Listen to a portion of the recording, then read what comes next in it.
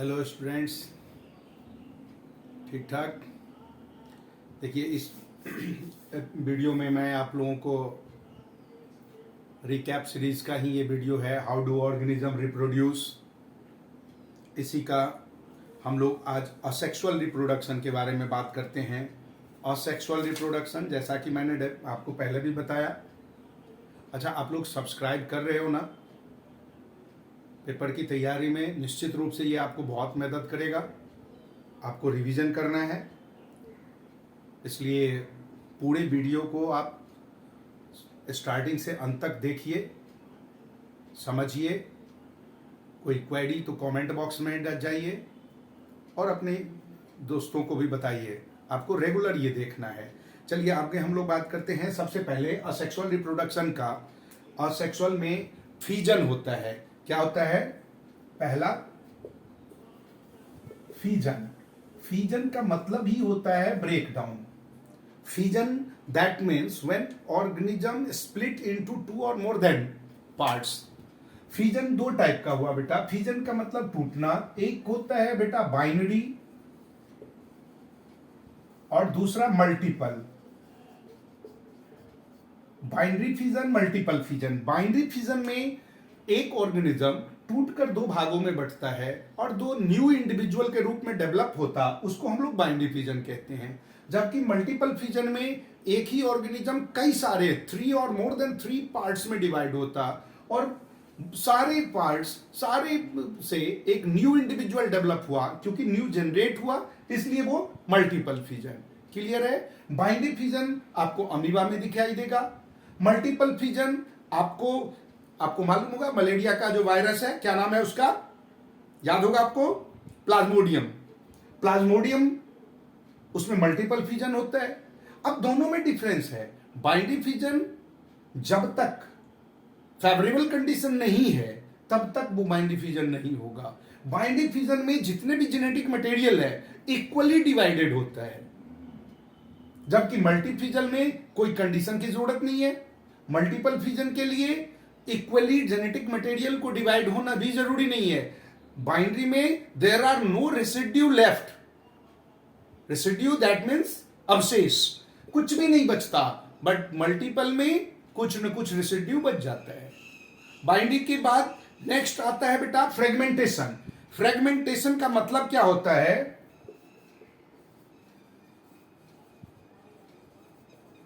Fragmentation यानी कि टुकड़ा हो जाना, पीसेज होना।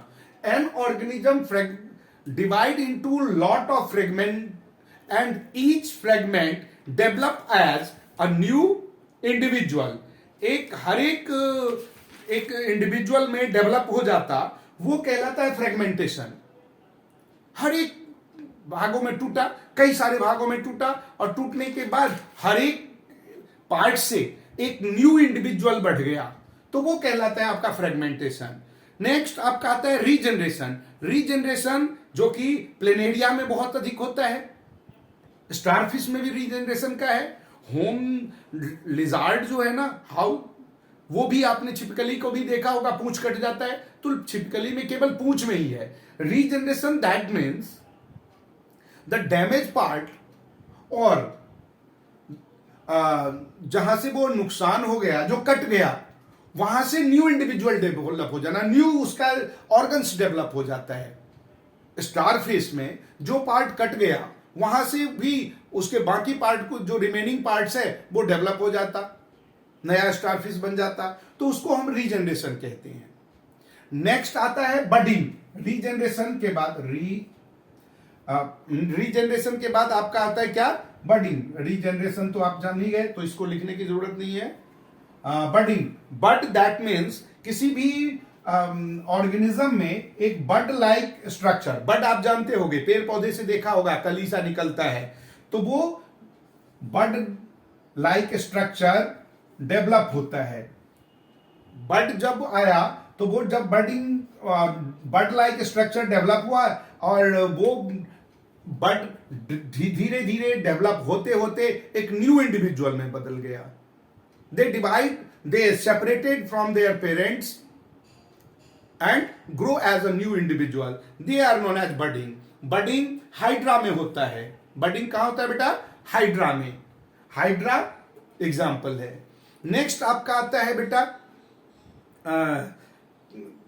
नेक्स्ट में बडिंग के बाद आपका आ जाता है वेजिटेटिव प्रोपगेशन, जो बहुत इंपॉर्टेंट है। वेजिटेटिव प्रोपगेशन, देखिए ये कई बार ना पूछा जा सकता है कि अचीवमेंट ऑफ वेजिटेटिव प्रोपगेशन, सीधी सी बात है, नॉन फ्लावरिंग प्लांट है, उसमें भी रिप्रोडक्शन हो सकता है।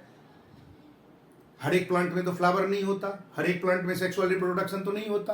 तो ऐसे जो लोअर लेवल में है उसमें बडिंग के थ्रू, वेजिटेटिव प्रोपगेशन के थ्रू उसका डेवलपमेंट होता है, न्यू जनरेट क्रिएट होता है। अब देखिए वेजिटेटिव प्रोपगेशन में याद रखने वाली बात है कि वेजिटेटिव पार्ट से डेवलप हो। वेजिटेटिव पार्ट्स 3 हुआ, रूट, शूट और लीफ।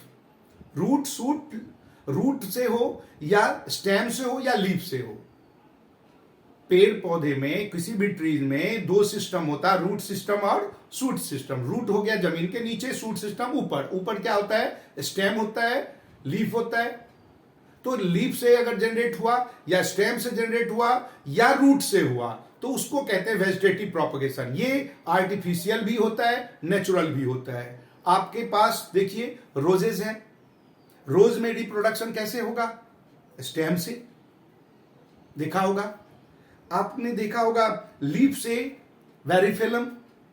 वेरिफिलम में, लीफ में एक्चुअली उसमें क्या होता है? लीफ में पॉइंट बहुत सारे टिश्यूज कंसंट्रेटेड होता, और जो ही लीफ वो कंसंट्रेटेड टिश्यूज को फेवरेबल कंडीशन मिला, वहां से न्यू प्लांट डेवलप हो जाता है। आपके रूट से स्वीट पोटैटो, रूट से जनरेट होता है, रीजनरेशन होता। स्टेम से आपका बॉम्बो, बांस को देखा होगा आपने, ग्रासेज है। तो ढेर सारे रिप्रोडक्शन है। आपका शुगर केन है, चीनी तो सबको पसंद आता होगा, खाते होगे ना चीनी। गन्ना में देखोगे, एक बार गन्ना काट लेते हैं जो भी किसान है, एक बार गन्ना बोया, छोटे छोटे टुकड़ों में डाला, जमीन के नीचे गड्ढा खोदा, उसमें दबा दिया। पोटैटो भी ऐसे ही छोटे छोटे जितने भी उसके पॉइंट आइज होता है वहां से काटा और न्यू जनरेट हो जाता है। तो बेटा ये जो है ना वो हमारा वेजिटेटिव प्रोपगेशन है। इसको आर्टिफिशियली और नेचुरली दोनों टाइप से होता है। आर्टिफिशियली में ग्राफ्टिंग आपका एग्जांपल है, मैंगोज का वैरायटी चेंज होता है, रोजेस के इतने सारे वैरायटीज हैं वो बिकॉज ऑफ द ग्राफ्टिंग। इसके बाद लेयरिंग होता, जो खास करके बेल का जो है, जैसे जस्मिन वगैरह, इन सब में लेयरिंग से रिप्रोडक्शन किया जाता। और एक साइंटिफिक वे से होता है आपका, जिसको आप जानते हो टिश्यू कल्चर का नाम। टिश्यू से डेवलप कर लिया, टिश्यूज को ही कल्चर करके लैब में ले जाकर केमिकल्स में डालकर उसको कल्चर किया, डेवलप किया। उसमें जितने भी बैड्स थे वो सब सेल को हटा दिया, सारे जो बेटर्ड सेल था उसी को यूज किया, टिश्यू कल्चर हो गया। उससे वैरायटी भी चेंज हुआ, मैच्योरिटी रेट भी जल्दी हुआ और याइल्डिंग भी अधिक है। तो ये वेजिटेटिव प्रोपगेशन हुआ। और एक और असेक्सुअल रिप्रोडक्शन होता है, वो होता है बेटा spore formation. Spore formation that means a lot of spore contain in a knob like structure. एक बॉल सा बन जाता और उसमें वो स्पोर रहता है। जब वो मैच्योर हो गया, then they blast and all spore are spread here and there in surrounding of the parental. अब उस सराउंडिंग से आ गया, नया न्यू इंडिविजुअल स्पोर से डेवलप हो गया। आपके ब्रेड में जो लग जाता है ब्रेड मोल्ड, वो आपका स्पोर फॉर्मेशन से है। मतलब ये सारे के सारे असेक्सुअल रिप्रोडक्शन हुआ। जैसा कि मैंने आपको पहले भी बताया था, असेक्सुअल रिप्रोडक्शन जो होता है वो सबसे बेटर, सबसे बढ़िया असेक्सुअल रिप्रोडक्शन के लिए एग्जाम्पल है कि those organism which are in lower level. जो ऐसा ऑर्गेनिज्म जो सबसे नियर में, सबसे नीचे जिसका लेवल है, उसमें असेक्सुअल रिप्रोडक्शन होता, ट्रांसमिशन होता, वेरिएशन कम होता है, सेक्सुअल में ज्यादा होता है। सेक्सुअल मल्टीसेलुलर में होता है जिसमें बहुत सारे परफॉर्म करना होता, बहुत सारा कुछ उसके एक्टिविटीज हैं, जो कैरेक्टर्स हैं, ट्रेड्स हैं, उसके अकॉर्डिंग परफॉर्म होता है। वो असेक्सुअल रिप्रोडक्शन में नहीं हो सकता, इसलिए सेक्सुअल है। इसलिए हम सेक्सुअल को बेटर कहते हैं असेक्सुअल से। समझ में आया? अब देखिए, ये तो सेक्सुअल रिप्रोडक्शन था। असेक्सुअल में मतलब इसके टाइप्स हो गया। बाइनरी फिजन, हाँ, पेपर में आपको मल्टीपल और बाइनरी दोनों फिजन में डिफरेंस भी कई बार पूछा जाता है। आपको एग्जाम्पल जरूर देना है। क्लियर? आपसे ऐसा भी क्वेश्चन पूछा जा सकता है, नाम दे देगा प्लेनेरिया और पूछेगा इसमें कौन सा रिप्रोडक्शन होता, टाइप ऑफ रिप्रोडक्शन बताइए। तो इसको ध्यान से पढ़ना है। समझ में? मुझे लग रहा है कि समझ में आ रहा होगा। अब नेक्स्ट वीडियो में मैं आपको रिकैपिंग सीरीज है, अगले में मैं आपको ध्यान से रखिए, अगले में मैं सेक्सुअल रिप्रोडक्शन की बात करेंगे। Male sex organs, female sex organs, plant में सेक्सुअल रिप्रोडक्शन कैसे होता है। ठीक है? तो इसलिए आपको सब्सक्राइब करना है, सब्सक्राइब करके लाइक भी करना है, कमेंट बॉक्स में लिखना है, शेयर भी करना है, ताकि सबको मिले। और ध्यान से पढ़ना है, एक बार नहीं, दोबारा चला के पढ़ो, बार बार पढ़ो। फिर भी कोई डाउट आप डालो। ठीक है?